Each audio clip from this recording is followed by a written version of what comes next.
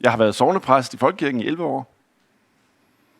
Og så har jeg været efterskolelærer og STU-pædagog, og nu er jeg noget så syret som folkeskolelærer. Jeg er opvokset i Herning. Ja, min far er bornholmer fra Østermarie, og jeg har altid vidst, at på et eller andet tidspunkt, så skulle jeg havne på Bornholm. At det så blev via nogle omstændigheder, som var, ja, dem kommer jeg en lille smule ind på min prædiken, kunne jeg jo ikke vide, men nu er jeg her. Og apropos mine forældre, som stadigvæk bor i Herning, her om et par uger, så kan min mor fejre 80 års fødselsdag, og i den forbindelse kom jeg i tanke om, at hendes yndlingssalme af alle, det er julesalmen, Den yndigste rose er fundet. Den kender I godt. Den yndigste rose er fundet. Og sidste år, der må jeg bare sige, at der var et af versene i den her salme, som fik særlig betydning for mig. Det er vers 6, hvor der står: Ak, søger de ydmyge steder, i støvet for frelseren græder.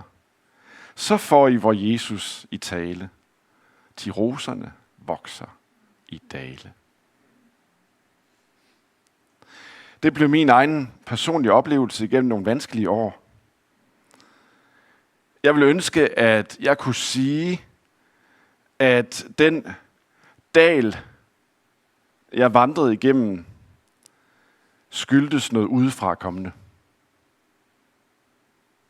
Men det kom indenfra. Når jeg ser tilbage på de seneste år, så er det faktisk rigtig vigtigt for mig at sige meget klart, også til mig selv, det der førte mig ned i dalen, det var ikke bare omstændigheder. Det var mig. Jeg vidste godt, at Gud for adskillige år siden havde kaldet mig til at gå ind i en fornyelsesproces. Men jeg sagde nej. Jeg gjorde ligesom Jonas i Bibelen. Jeg flygtede. Og flugt har altid en pris. Hvis vi siger, at vi ikke har synd, bedrager vi os selv, og sandheden er ikke i os. Jeg stod tilbage, uden undskyldninger. Og det er et meget ydmygende sted at stå. Et sted fyldt med skam. Og netop der begyndte jeg langsomt at forstå, hvad det er, brorson han mener. Ak, søger de ydmyge steder. For de ydmyge steder, det er ofte de steder, hvor vores selvbedrag dør.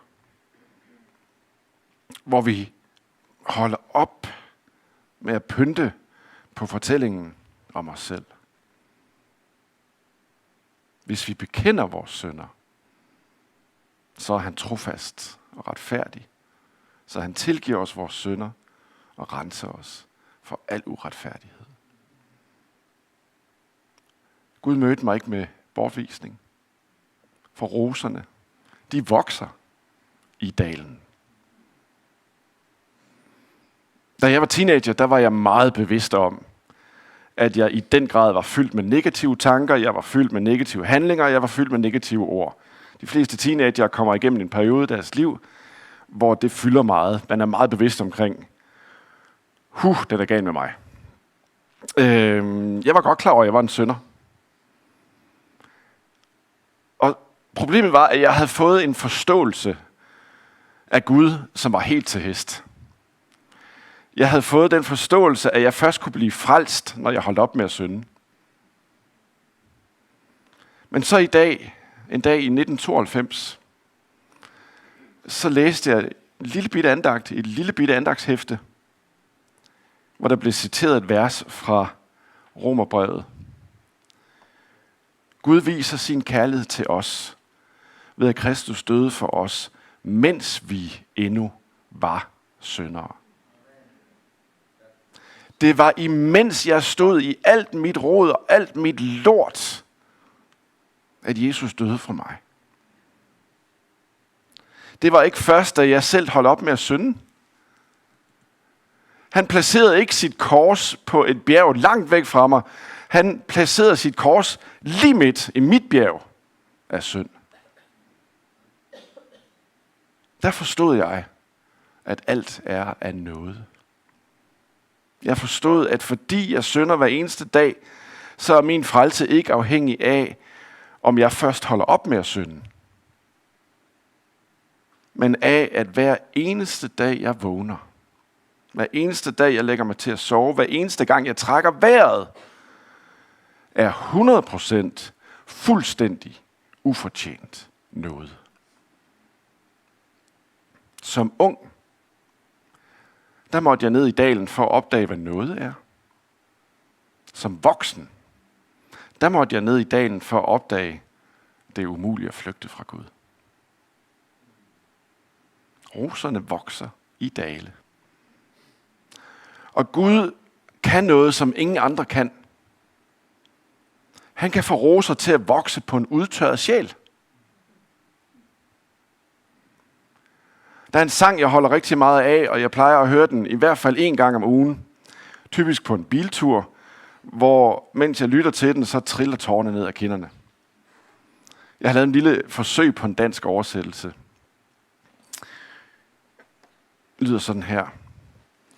Mine gamle sår og min fortid viskede til mig, du er ikke værd at elske.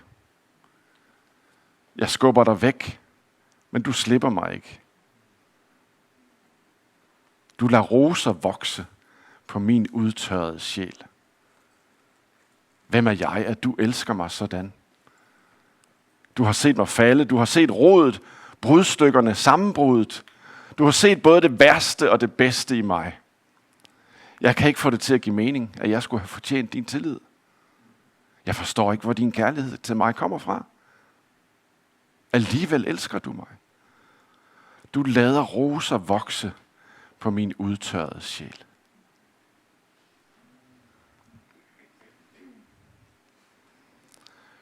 Guds tanke er, at hele dit liv skal du vandre i nåden. Dit liv skal være en nådevandring. Og her er det jo temmelig vigtigt så også at forstå, hvad nåde er. Nåde er at få givet en gave, jeg ikke har fortjent. Du kan også sige, at nåde er at få det modsatte af, hvad jeg har fortjent. Nåde er at blive løftet op, når jeg har fortjent at blive liggende knust i støvet. Nåde er, at skylden for min synd bliver lagt over på en anden. Nåde er, at Gud tager os krøblinge og bærer os til bordet og giver os plads ved bordet. Nåde er, at vi får lov at blive ved med at være hans tjenere, selvom vi svigter ham gang på gang. Nåde er, at som en del af vores barnekår opdrager han os som børn. Nåde er, at vi kan ikke gøre noget, som får Gud til at elske os mindre, og vi kan ikke gøre noget, som får Gud til at elske os mere. Nåde er, at han elskede os først. Og når du hører det her, så håber jeg, du tænker, at der er intet, du hellere vil, end at leve dit liv som en nådevandring. En vandring under Guds nåde.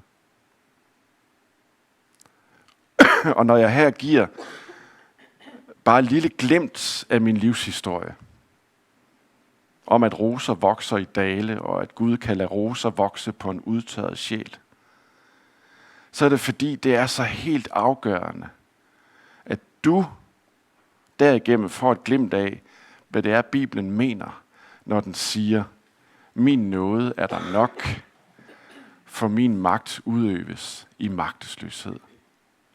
For når jeg er magtesløs, så er jeg stærk.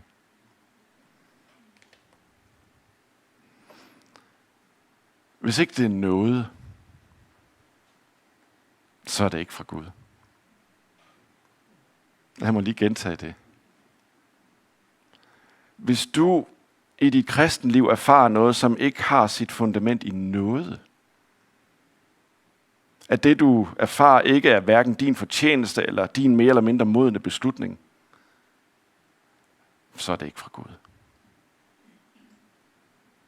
En af de sange, jeg holder allermest af fra min opvækst i missionshuset i Herning, lyder: Nåde, at han fandt mig. Nåde, at han vandt mig. Nåde, at han bar mig hjem til sig. De oplevelser, jeg har haft her de seneste år, har resulteret i, at når jeg om morgenen sætter mig i bilen og kører på arbejde, så er jeg fuldstændig paf. Jeg forstår det ikke. Endnu en dag er noget. Endnu en dag er noget. Endnu en dag, jeg slet ikke har fortjent. Endnu en dag, hvor jeg har et hjem.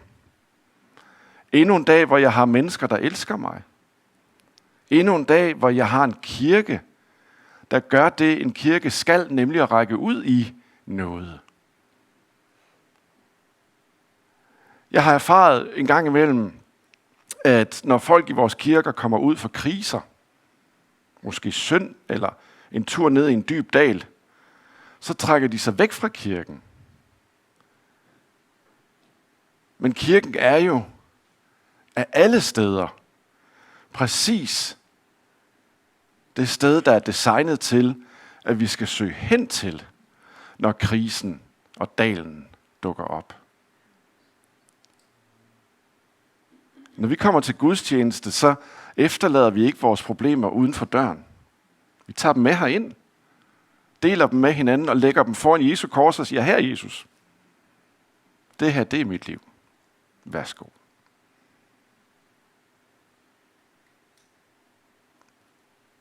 Når kirken gør det, den skal, så er den et nådefællesskab, hvor vi siger: Jeg er kommet i den her krise i mit liv, så jeg vil selvfølgelig søge det kristne fællesskabs støtte og nåde.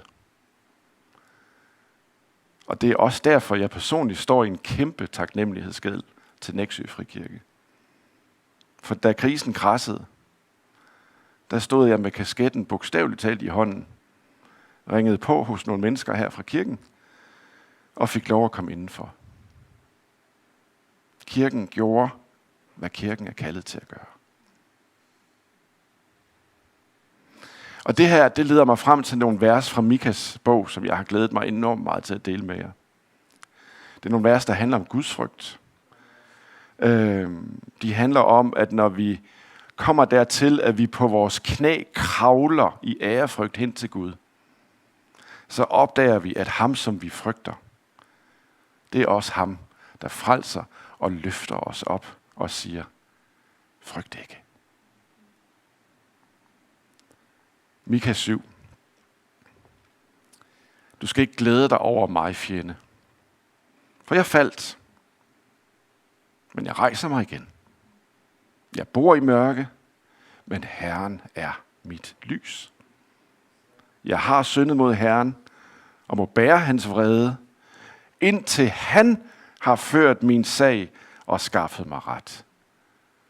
Han vil lede mig ud i lyset, så jeg ser hans retfærdighed. Der, kære venner, har du magtesløshed. Der har du Guds frygt.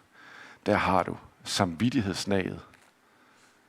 Jeg har syndet mod Herren, mod Gud. Og jeg vil på ingen måde prøve at forsvare mig selv. Jeg vil ikke på nogen måde gøre min skyld mindre. Jeg vil bære hans vrede. Han har ret til at være vred på mig. Jeg tier stille og bøjer hovedet. Men så kommer jo de næste linjer. Indtil han har ført min sag og skaffet mig ret. Der har du en synder, som ser hen til Gud med tillid. Der har du tillidsfuldheden. Gud vil føre min sag. Gud vil skaffe mig ret. Det her, det er et knivskarpt billede af, hvad nåde er. For det er jo den selv samme Gud. Den Gud, jeg frygter. Den Gud vil snart tage min sag og retfærdiggøre mig for Jesus skyld. Og derfor er jeg tapper i hans nåde, magtesløs under hans vrede, tillidsfuld under hans nåde. Det betyder, at når vi synder, så lad os acceptere Guds vrede og ikke fornægte den og heller ikke skjule os fra den. Og når vi synder, så lad os være tillidsfulde og tro, at den selv samme Gud snart vil tage vores sag, forsvare dig, retfærdiggøre dig, fordi Jesus døde og opstod for dig og for din og min synd.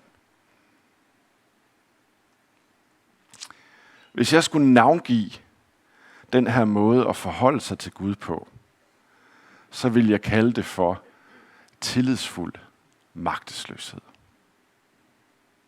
Jeg ved, jeg er magtesløs. Nu har jeg igen opført mig som en idiot. Men fordi jeg kender Jesus, fordi jeg ved, at Jesus døde på korset og opstod, så er min magtesløshed ikke ødelæggende.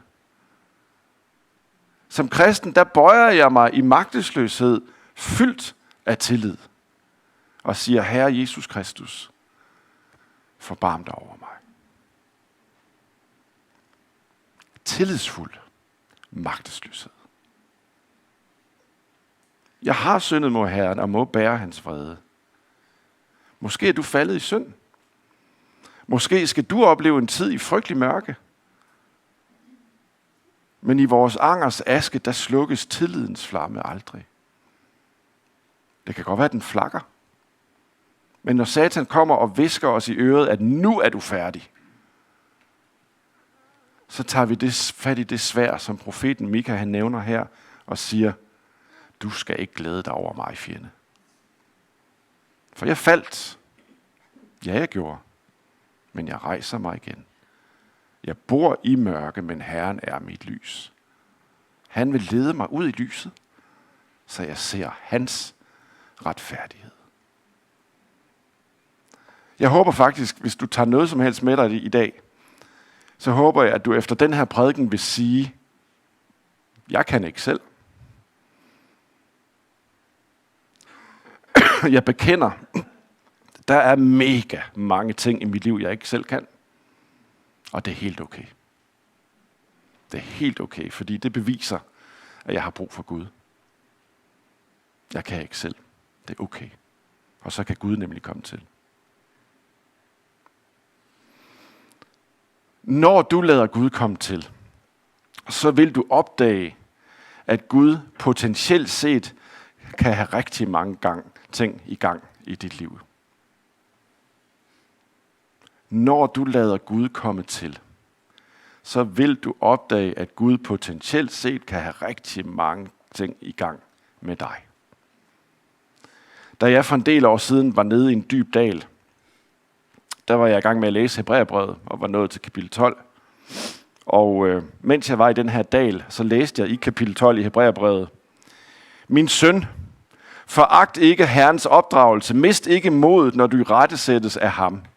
For Herren tugter den, han elsker. Han straffer hver søn, han holder af. For jeres opdragelses skyld skal I holde ud. Gud behandler jer som sønner. For hvor er den søn, som ikke tugtes af sin far? Se, da jeg læste det, så tænkte jeg, Gud er nok i gang med at opdrage mig. Det er simpelthen ham, der har tilladt, at jeg kommer ud for de her ting, sådan at han kan opdrage mig igennem det. Og hør lige her, det gør Gud faktisk jo. Det gør Gud virkelig. Gud tillader, at du kommer ud for begivenheder, fordi Gud derigennem kan opdrage dig. Men, når det så er sagt, så har jeg også brug for at komme med en lille korrektion. Fordi, når du hører det, jeg lige har sagt her, og hvis du også selv sætter dig ned og læser Hebræerbrevet kapitel 12, om at Gud opdrager, så kan det jo godt være, der dukker en tanke op i dig. Nå, men så er jeg jo nok syg lige nu, fordi Gud opdrager mig. Eller det kan være, at du er nået til Jobs bog i Det Gamle Testamente, hvor Gud tillader, at Job rammes af fuldstændig vanvittige tragedier. Og så tænker du, så er det nok derfor, jeg mistede mit job for nylig. Prøv at høre, det er vigtigt, når du læser de her eksempler i Bibelen, at du ikke tager en af dem og tænker, den her tekst, den forklarer al den lidelse og alle de udfordringer, der er i mit liv. I stedet så må du lære at tænke på en måde, som stiller dig i tillidsfuld afhængighed af Gud. Når Gud påvirker begivenheder iblandt os, så kan det sagtens være, at han gør det af rigtig mange forskellige grunde på samme tid. Lad mig give et eksempel. Et helt fuldstændig lavpraktisk et eksempel. Lad os sige, at Gud tillader, at en troende kristen kvinde, som kun er omkring 45 år gammel, får en kræftdiagnose. Uhelbredelig kræft. Hvad er det, Gud har gang i? Hvorfor tillader han det? Jamen, det kan være, at Gud helt grundlæggende tillader, at konsekvenserne af syndefaldet går sin gang, og dermed så bliver det en påmindelse om, at vi alle en dag skal dø og dømmes af Gud. Det kan også være, at Gud bruger kræftdiagnosen til at forberede hende på evigheden. At hun får den nåde at vide, hvornår hun skal dø, så hun kan forberede sig på det. Det kan også være, at Gud ønsker at chokere hendes 20-årige søn, som lever uden Jesus, så han standser op og genovervejer sit liv og omvender sig. Det kan være, at Gud bruger den kræftsyge kvindes vidnesbyrd om, hvordan man kan være glad selv midt i lidelse, til at kalde en af hendes andre børn til en tjeneste som missionær. Det kan være, at Gud bruger hende til at lære andre i hendes lokale menighed, hvordan man dør godt. Det kan være, at Gud med den dødelige kræftsygdom skåner hende fra at leve længe nok til at se, hvordan hendes mand moralsk ødelægger sig selv. Det kan være, at hendes begravelse bliver netop det tidspunkt, hvor mange af hendes ikke-kristne venner, som hun havde bedt for i så mange år, omvender sig til Jesus. Nogle gange så må vi simpelthen bare lukke vores mund og bekende, at vi kan umuligt forstå, hvad det er, Gud har gang i, når et menneske går igennem en dal, igennem lidelse. Han kan have gang i rigtig mange ting. Og samtidig må vi bekende, at uanset hvad, så er Gud troværdig, og en, vi altid kan stole på. Gud er en Gud, der bliver. Ligesom han heller ikke svarede Job på alle Jobs spørgsmål, men bare viste ham, jeg bliver. Jeg er her for dig. Og endelig så må vi, når vi møder udfordringer og lidelse, bruge lejligheden til selvrensagelse. At vi står midt i en lidelse, det kan være Gud, der taler til os igennem lidelsen som en himmelsk far, der opdrager den, han elsker. Det kan være, at Gud lader en person lide som respons på specifik synd i en persons liv. Det kan være Guds måde at åbne vores øjne, så vi holder op med at gå og tænke, at Gud skylder os et godt helbred. Det kan være, at Gud, ligesom i Jobs bog, har et væddemål i gang med Satan.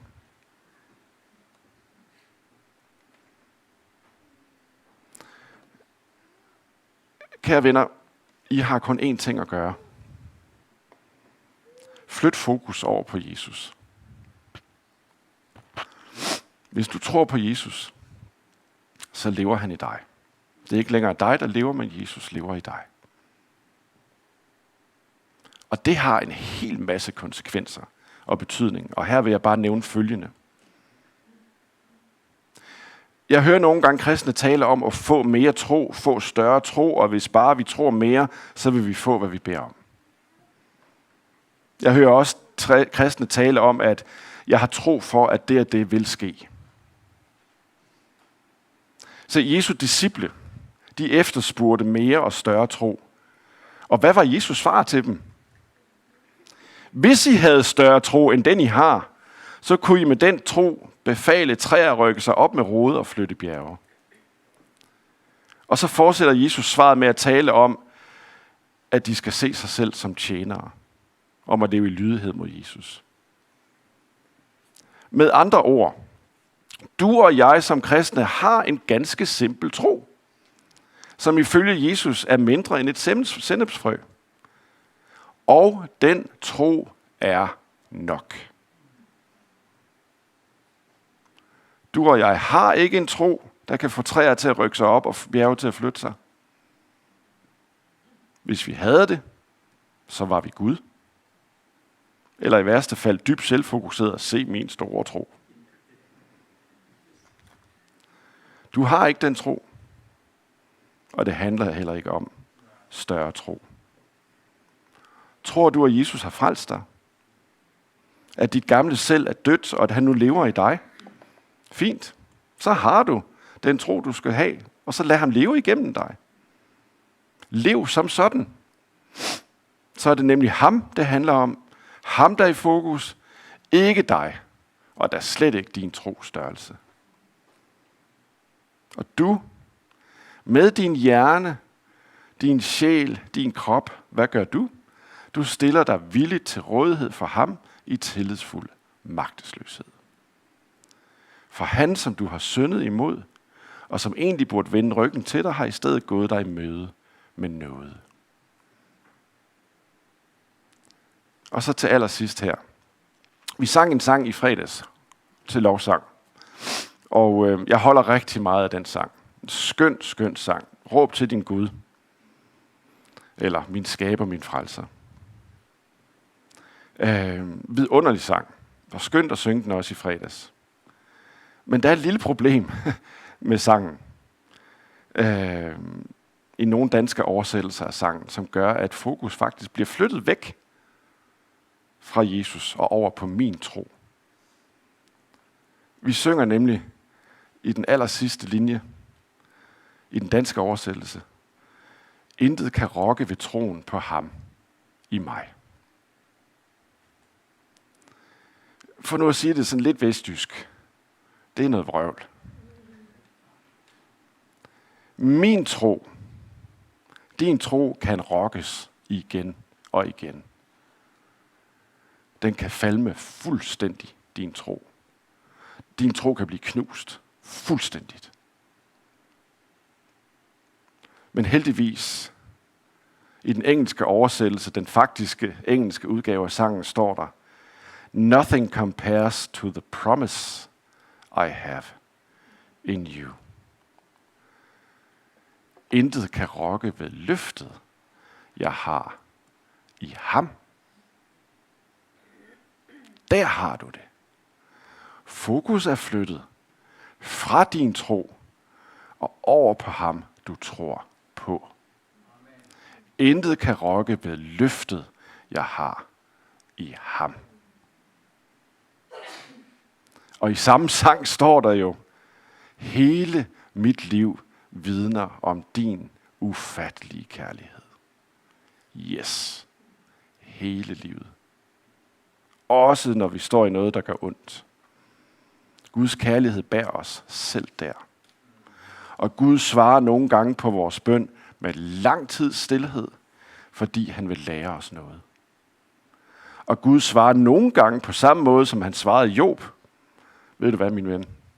Jeg har styr på hele universet. Og der forstår vi, hvad det vil sige at takke Gud under alle forhold. Vi takker ham ikke for alle forhold, men vi takker ham under alle forhold. Her, der bliver nåden som filter vigtig. Et filter ændrer, hvordan vi ser. Uden nåden som filter, der ser vi kun skyld, mørke eller modstand. Men med nådens filter ser vi, at Gud er med. Når jeg fejler, så ser jeg ikke kun nederlag, men tilgivelse og ny begyndelse. Når jeg møder modgang, ser jeg ikke kun barriere, men mulighed for, at Gud kan vente til velsignelse. Når jeg bliver såret, ser jeg ikke kun bitterhed, men et menneske, Gud også elsker. Nåden ændrer ikke nødvendigvis din situation, men den ændrer, hvordan du ser den. Så du kan sige tak under alle forhold. Og næste skridt, jamen det er, at du deler ud af det, du har fået givet. Også selvom det kan føles småt. For Gud lader det vokse. Han lader roser vokse i dale, og han kan få roser til at vokse på din knastørre, udtørrede sjæl. Lad os bede.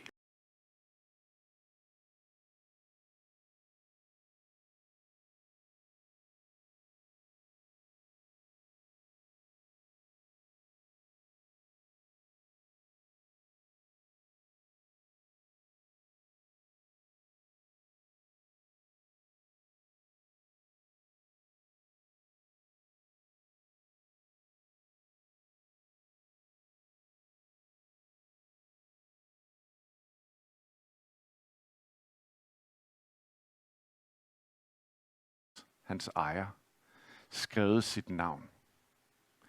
Og ikke bare med almindelig tus, men med uforgængelig tus, der ikke kan viskes væk. Woody og Anders er stadigvæk et. Woody og Anders er stadigvæk i pagt med hinanden. Også selvom han er gået i stykker. Også selvom han ikke tror, at nogen vil lege med ham mere. Selvom han tror, at han har mistet al værdi. Hans navn står skrevet med uforgængelig tus under støvlen. For 3 uger siden, der prædikede jeg her under overskriften tillidsfuld magtesløshed. Vi var inde på, at roserne vokser i dale. At Gud mirakuløst kan få roser til at vokse på vores knastørre sjæl. Vi var inde på dit liv som en nådevandring. I tillidsfuld magtesløshed. Med fokus flyttet væk fra din tros størrelse og over på ham, du tror på. Og jeg er rigtig glad for Woody, fordi han minder om mig. Jeg bekymrer mig rigtig meget. Vi snakker ikke angst og frygt her, for det kan være invaliderende. Men jeg bekymrer mig rigtig meget. Og når jeg bekymrer mig, så sker der næsten altid det samme. Jeg bliver grebet af øjeblikkelig ønske om at løse problemet. Jeg analyserer, jeg gennemtænker alle muligheder, jeg forsøger at finde løsninger, og så går det galt. Sidste gang jeg prædikede her, der fortalte jeg også lidt fra min livshistorie. Om de dale, jeg har været igennem. Og når man en gang har oplevet at miste meget, så kan der komme nogle ekkoer fra fortiden. Så kan der opstå den bekymring. Tænk, hvis jeg mister igen. Som barn og ung, der hørte jeg mange prædikener, der sagde, at kristne skal slet ikke bekymre sig. Så jeg tænkte, hvis jeg bekymrer mig, så må der være noget galt med min tro. Men så genlæste jeg det, som Jesus faktisk siger om bekymring. Prøv at lægge mærke til det i Matthæus 6. Jesus siger, vær ikke bekymret for jeres liv. Hvordan I får noget at spise og drikke, eller for hvordan I får tøj på kroppen. Men så siger han noget meget vigtigt til sidst, lidt længere nede. Han siger, så vær der ikke bekymret for dagen i morgen. I morgen skal bekymre sig om det, der hører den til. Hver dag har nok i sin plage. Med andre ord, der er bekymringer, der hører dagen i dag til.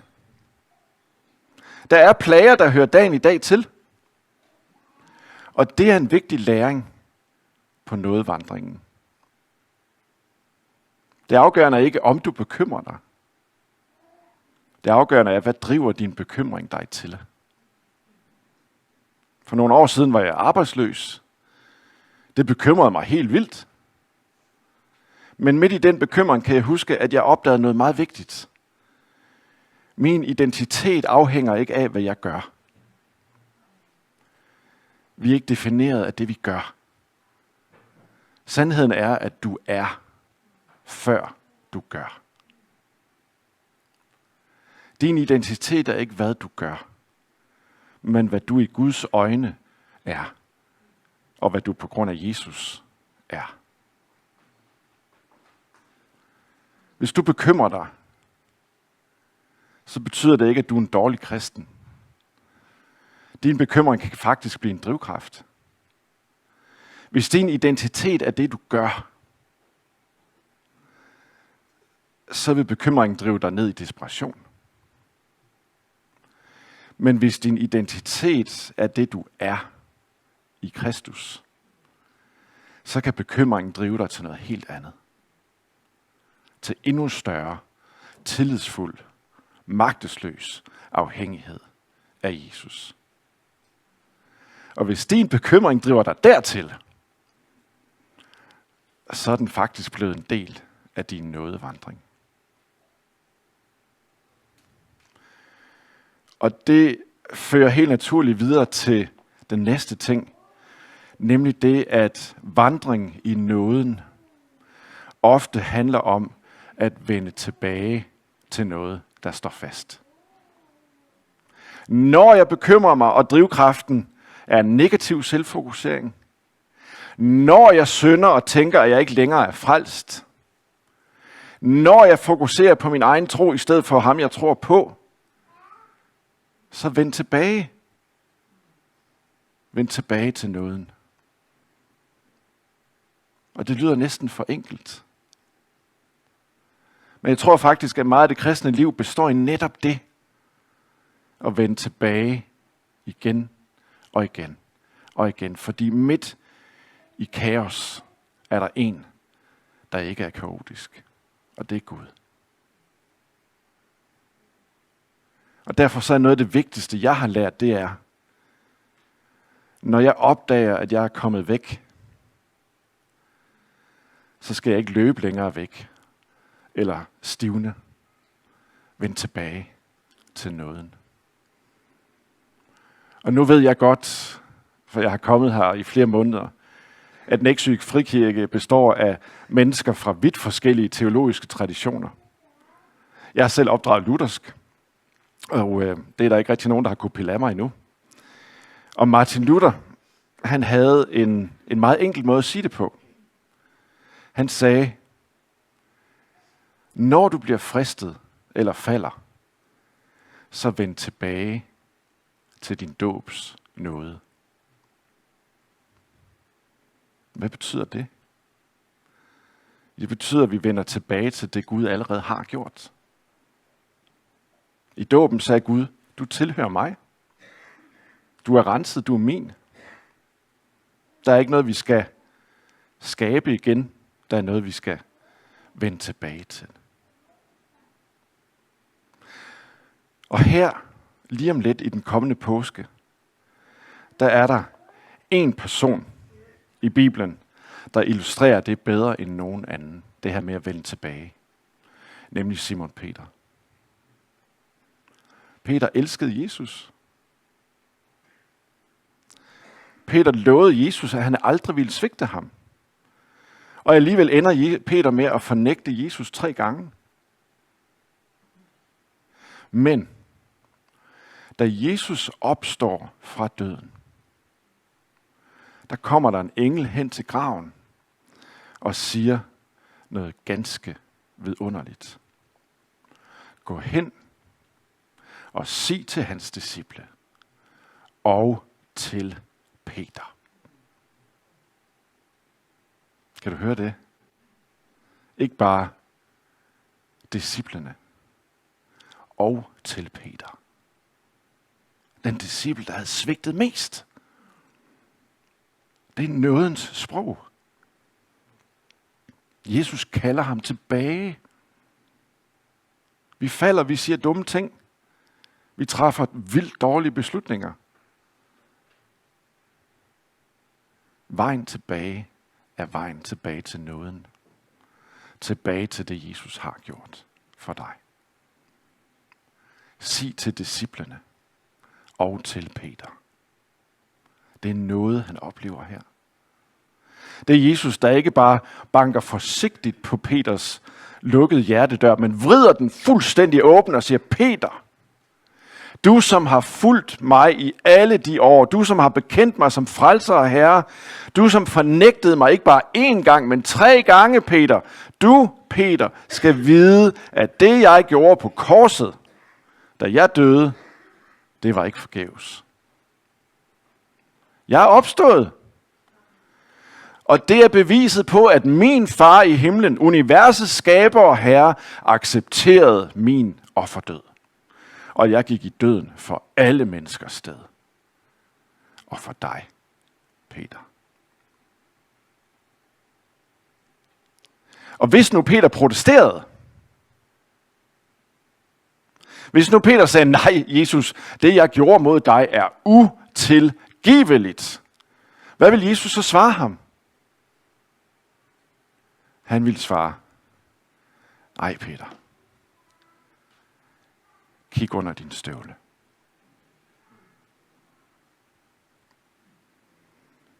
Jesus vidste, hvad der stod under Peters støvle.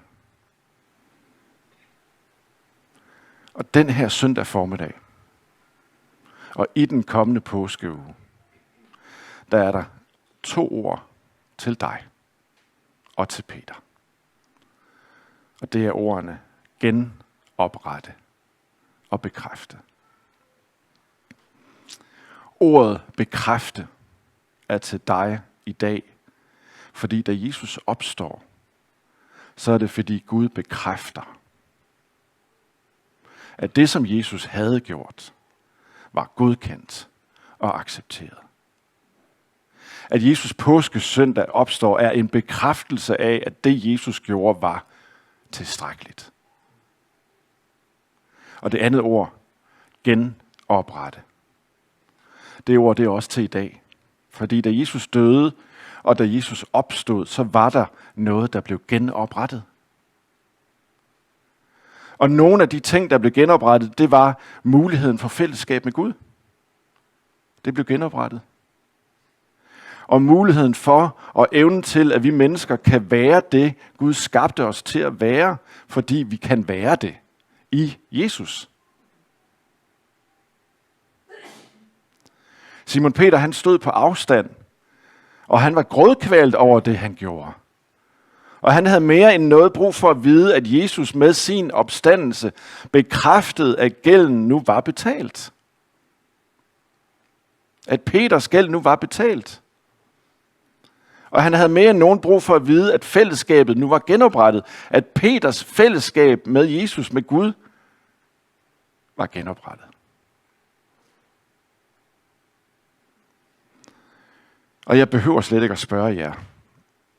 Jeg behøver slet ikke at spørge dig, om du har oplevet personlige nederlag. Om du har oplevet svigt.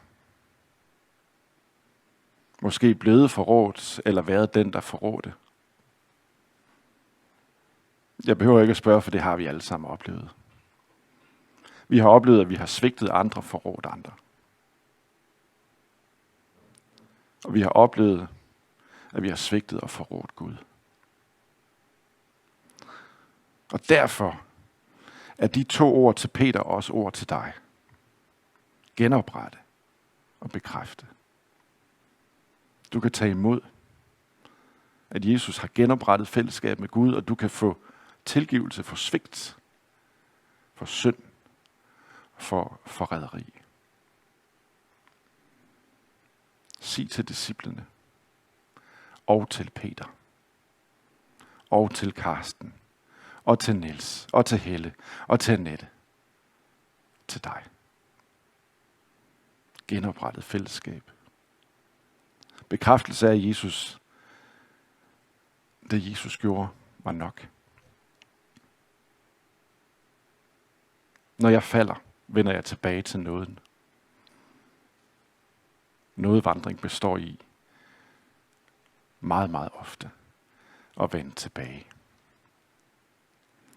Woody i Toy Story vender tilbage. Han kigger under støvlen. Min arm er ganske vist gået i stykker, men jeg er stadigvæk i pagten.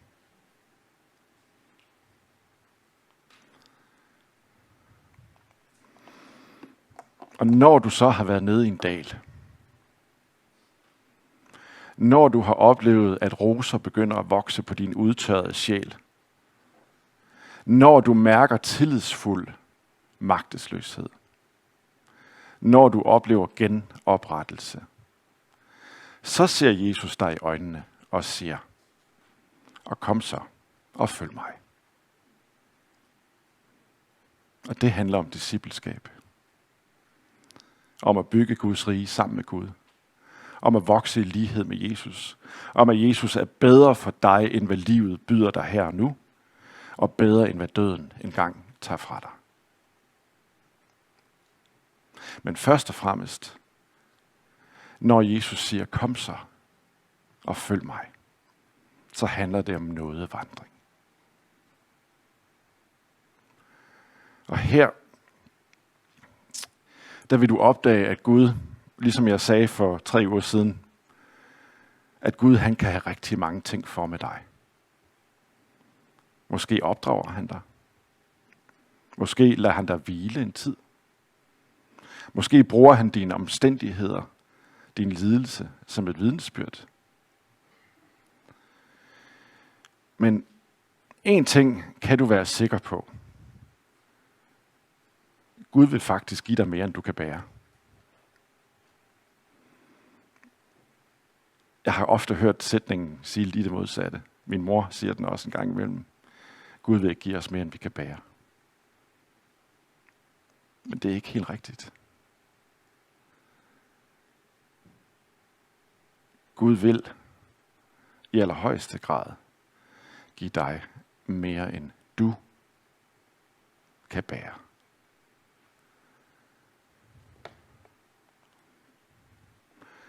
Spørg bare apostlen Paulus. Han skriver sådan her. Om den trængsel, som ramte os, vil vi have, at I skal vide dette. Den var så tung. Det var langt mere, end vi kunne bære. Så vi når opgav håbet om at bevare livet. Ja, vi havde fældet dødsdommen over os selv. Paulus og hans venner, de kom ud for ting, som var langt ud over deres menneskelige evne. De kunne ikke håndtere det. Det var langt mere, end de kunne bære. Og i slutningen af den lille tekst her, der føjer Paulus så noget til. Han siger, for at, altså de oplevede, at de ikke kunne bære det, og det var for hårdt. For at vi ikke længere skulle stole på os selv, men på Gud, som oprejser de døde. Kan du se, hvad det er, der sker der? Når byrden bliver større, end du kan bære, så opdager du, det kan jeg ikke det her.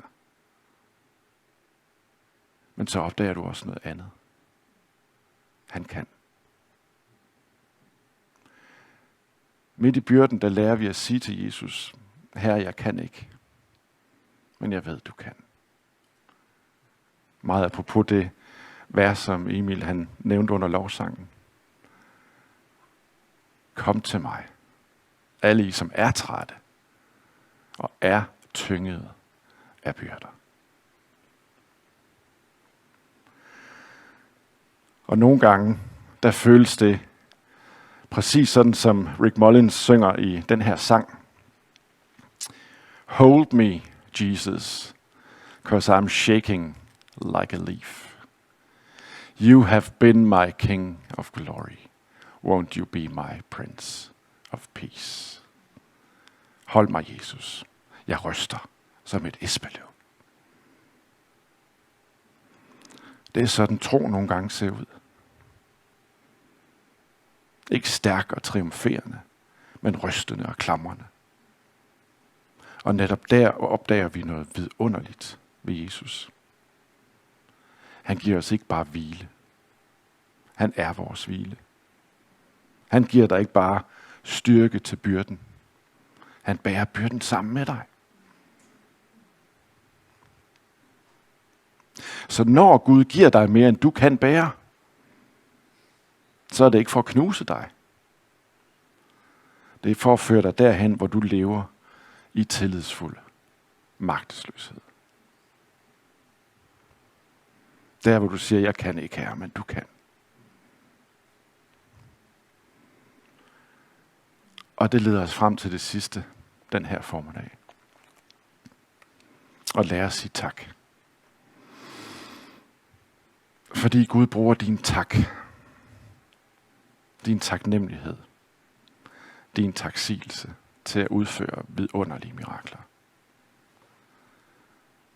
Jeg vil ønske, at jeg kunne genfortælle for jer hele historien om Corrie ten Boom. Nogle af jer har sikkert hørt hendes historie. Den her hollandske urmagerpige, som kommer i koncentrationslejr sammen med sin søster. Og de ender i en KZ-lejr med en barak kun for kvinder. Og ganske forfærdelige forhold. De kan nærmest ikke finde noget sted at sove derinde i barakken. Og der, hvor de ender med at sove, lige så snart de lægger sig ned i halmet der, så klør det og krasser det over det hele, fordi hele barakken er inficeret med lus. Men alligevel, så lægger Corrie og hendes søster sig ned på det her halm fyldt med lus. Og søsteren siger til Corrie, nu skal vi bede og sige Gud tak. I en koncentrationslejr fyldt med lus. Og så begynder de at bede og ender med at sige Gud tak for lusene. Og hvad gør Gud? Han bruger den tak til igennem måneder at bringe vækkelse til den her kvindebarak. Fordi hver aften sidder Corrie og hendes søster og læser højt fra Bibelen for alle de her kvinder, og der udbryder vækkelse, og de undrer sig over, hvorfor kommer soldaterne aldrig ind i vores barak og laver kontrol? På grund af lusene. Tak Gud for lusene. Vær altid glade. Sig tak under alle forhold. Sig altid, Gud vor far, tak for alt. Og det her, hvis det skal være en del af mit personlige vidnesbyrd, så har det lært mig en ting. Historien her om Corrie lærte mig noget for mange, mange år siden. Omkring det at sige tak. Og det er et lille trick til jer. Alle mennesker er forskellige, så I kan bare lytte til det som en mands måde at gøre det her på. Når jeg bliver ramt af bekymring, og det gør jeg relativt ofte, så bliver jeg standset. Og så bliver jeg mindet om at sige tak. Og tricket for mig er at starte med de bittesmå ting. Jeg kigger omkring mig der, hvor jeg befinder mig, og siger tak. Hvis jeg er udendørs, tak for græsset. Tak for planterne. Tak for solen. Tak for køleskab med mad. En seng at sove i. Sol og regn, tøj, rengøringsmidler, lys, uddannelse. Tak for læger, tak for familie, tak for en stol at sidde på. Tak for fredagsslik. Tak for tøjklemmer. Tak for frihed, sko, lune tæpper, isolering i væggene.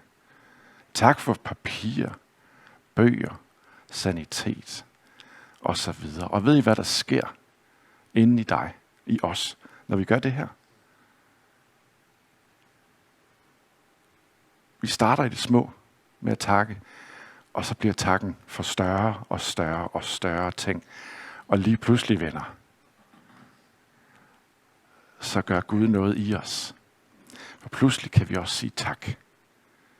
Tak for at lære mig afhængighed af dig igennem min arbejdsløshed.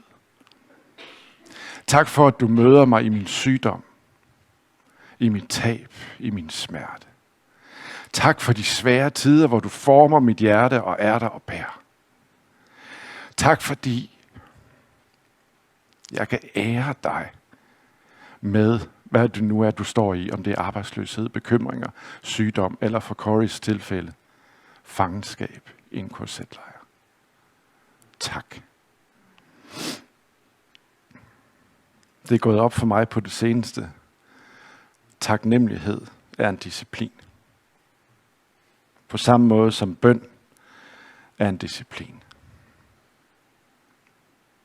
Og det fylder mig med tak, men det fylder mig også med tillidsfuld magtesløshed. Så lad mig slutte, hvor vi begyndte, med Woody. Woody kigger under sin støvle.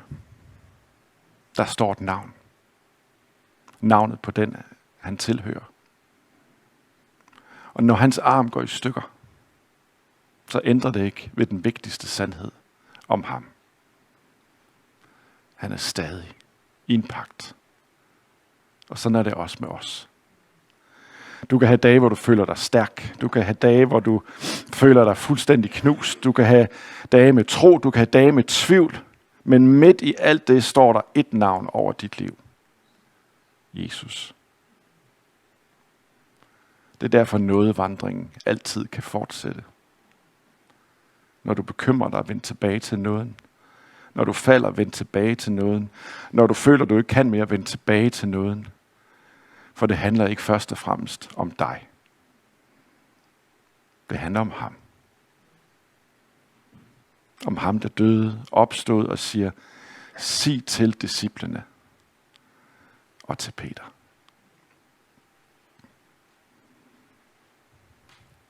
Din arm kan være gået i stykker. Dit liv kan være kaos. Men hvis du ser under støvlen, så står navnet der stadig. Lad os bede. Herre Jesus Kristus, tak fordi du er en Gud, der bliver. Når vi bekymrer os, så bliver du. Når vi farer vild, bliver du. Når vi falder og svigter, bliver du. Og vi bekender, at vi så ofte vender vores blik indad mod os selv. Vi bekymrer os. Vi prøver at klare livet i egen kraft. Genopret os, Herre. Bekræft os i din nåde. Når bekymringerne fylder vores hjerte, så drag os nærmere til dig. Når byrderne bliver større, end vi kan bære, så lær os at lægge dem i dine hænder. Når livet gør ondt, så giv os tro til at sige, du er stadig større, du er stadig bedre. Og Herre, lær os også at sige tak. Tak for de ting, vi forstår. Og tak også, når vi ikke forstår. Fyld os med dit nærvær, så vores liv må pege på dig. For du er vores frelser, du er vores håb, du er vores liv. I Jesu navn. Amen.